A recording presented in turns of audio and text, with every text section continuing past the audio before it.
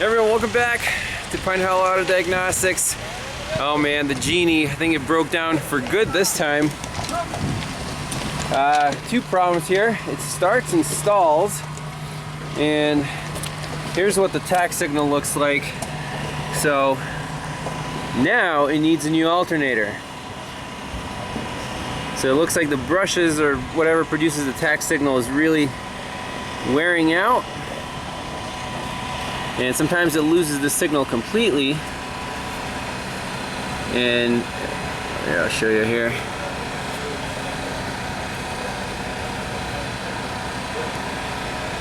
Right there, lost it, regained it. So this thing and the number 2 LED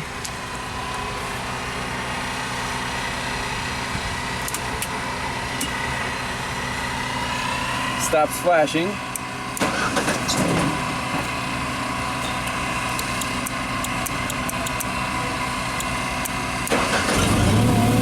There. Yep. So it needs a new alternator, and then it has this massive hydraulic fluid leak. See, everything's wet up there, so we have to figure out which line is blown. So this kind of sucks. It also needs an oil change. So this might explain the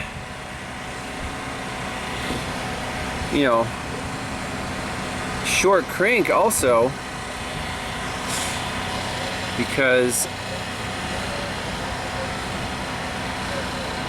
here's when it started. You get crap like this, not a good RPM signal.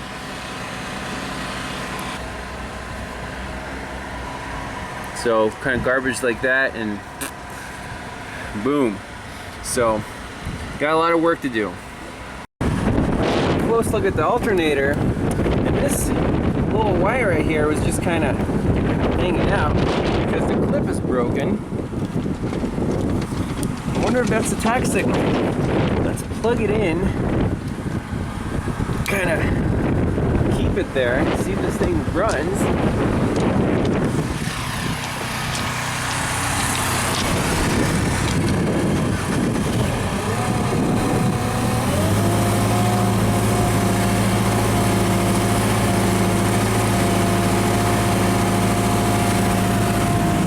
Amazing.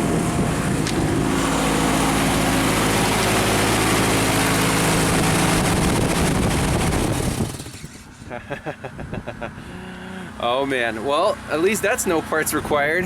Hook the scope back up, fix this connector. I don't know how to secure it in there, but maybe tie this with a zip tie or something, because the actual clip is busted off.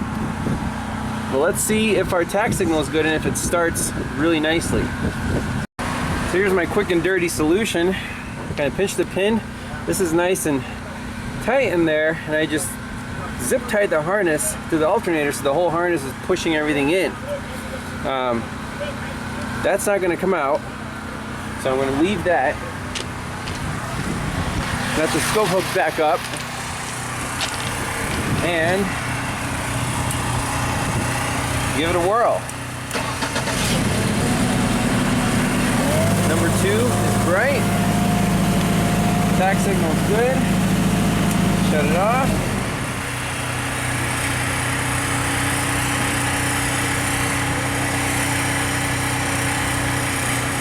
So let's zoom in right here on the startup. And that looks pretty decent. Actually looks cleaner than ever, and no dropouts here at all. 0 to 16 volts. So I like this. Just make sure it starts consistently.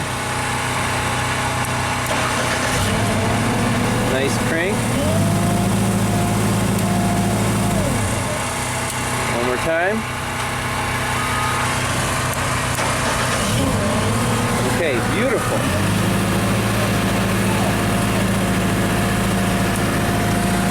So no alternator required. That'll save them some money, but they still need this hydraulic hose, which I found. It's blown. I tried cutting it. It didn't work, so we're gonna need to replace the entire hose. And that sucker runs all the way through the boom here, blown right there, up through this thing, up to the jib manifold, and this guy right here. So you can see there's 4 hoses there, and it's one of these. So that kind of, it's gonna be a long hose. Well, for the hydraulic line, didn't have too many options. Got a barb fitting for a 1/4-inch hose and some fuel injection clamps. And here's the picture of the repair. Now people are gonna give me flack for this, but this is temporary only. It does not leak. I test drove it. It's holding up for now, but we're gonna have to get a new hose for the Genie here. But hey, actually it starts and runs. Starts great. And re-enabled the boom. So that's the boom. Got no leaks.